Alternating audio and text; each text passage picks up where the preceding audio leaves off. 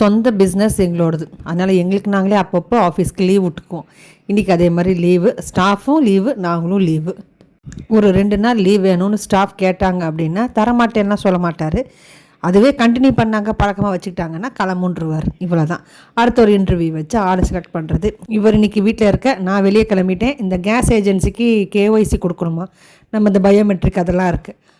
அதுக்கும் போயிட்டு house tax கட்டிட்டு, இப்போ எல்லாமே ஆன்லைன் தான் இருந்தாலும் ஹவுஸ் டேக்ஸ் நான் நேராக போய் கட்டிட்டு வந்தால் தான் எனக்கு திருப்தியாக இருக்கும். முன்னெல்லாம் ஆஃபீஸ்க்கு போயிட்டே இருக்கும்போது எப்படா சண்டே வரும்னு இருக்கும். இப்போ இவரும் ஆல்மோஸ்ட் ரிட்டையர்டு, நானும் ரிட்டையர்டு. அப்போ 2 பேர் வீட்டில் தான் இருக்கோம். மூச்சு பார்த்துக்க வேண்டியதாக இருக்குது.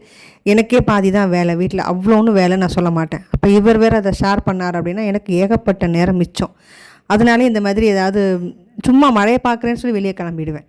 இவரும் ஒர்க் ஏதாவது இருந்ததுன்னா ஆஃபீஸ்க்கு பக்கத்து பில்டிங் தான் போயிட்டு வருவார். மித்தபடி அப்படியே வீட்லேயே ஜம்முன்னு இருந்துருவார். இவ்வளோ தாங்க.